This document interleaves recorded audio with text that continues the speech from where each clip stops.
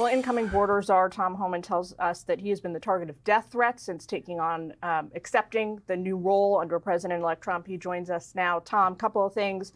Not had the chance to congratulate you on your appointment, your nomination. So my heartfelt congratulations to you. Second of all, I'm so sorry to hear that you and your family are going through this. What's your preliminary response to hearing that it's not unique to you? Other senior incoming officials are also facing threats today. Well, first of all, I appreciate what Nicole just said, but I'll be honest with you, I have not taken it serious up to this point. Now that I know what's happened in the last 24 hours, I will take it a little more serious. But look, I've been dealing with this. When I was the ICE director in the first administration, I had numerous death threats. I had a security detail with me all the time. Even after I retired, the death threats continued.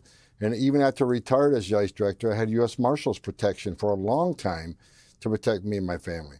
And what doesn't help is all the negative press around the president and people he's putting in his cabinet. Me, I'm not in the cabinet, but I've read numerous hit pieces on me. I'm a racist, and I'm the father of family separation, all this other stuff.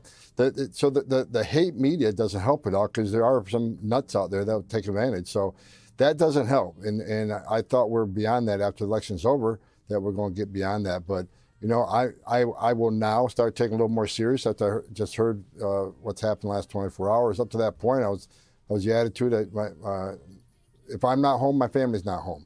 And they're not home right now, but when I return home, I'm going to bring them home. But I was up the attitude lately that if you want some, come get some. Because, I've been through this many, many times. And but again, what I've learned today, I'll start taking a little more serious.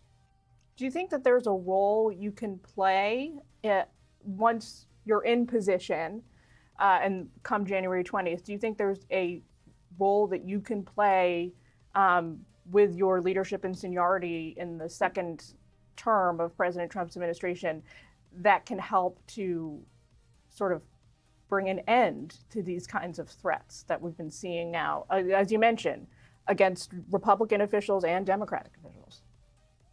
Well, I think the first role is not to be intimidated. I'm not going to be intimidated by these people. They're not going to silence me. Look, I'm going to do this job. I'm going to do this job because it's an issue of national security. So you're not going to shut me up. I'm not going away, and I'm going to do this job, and I'm going to continue talking to the American people why it needs to be done.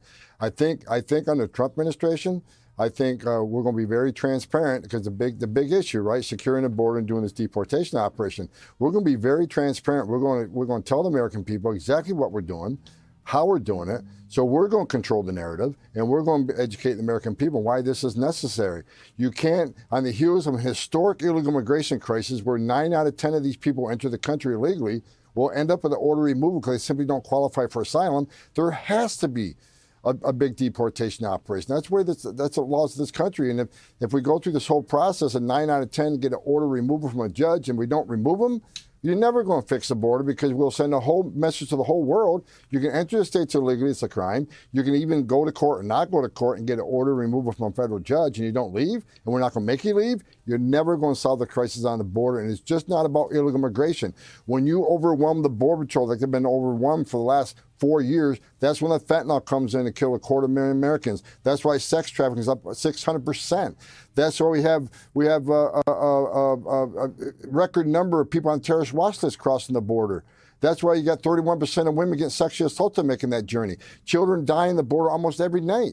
So it's important that we be very transparent in what President Trump's going to do. We're going to secure the border. We're going to have a deportation operation, and we're going to work really hard to find those 300,000 children. That's what we're going to do, and we're going to tell that story.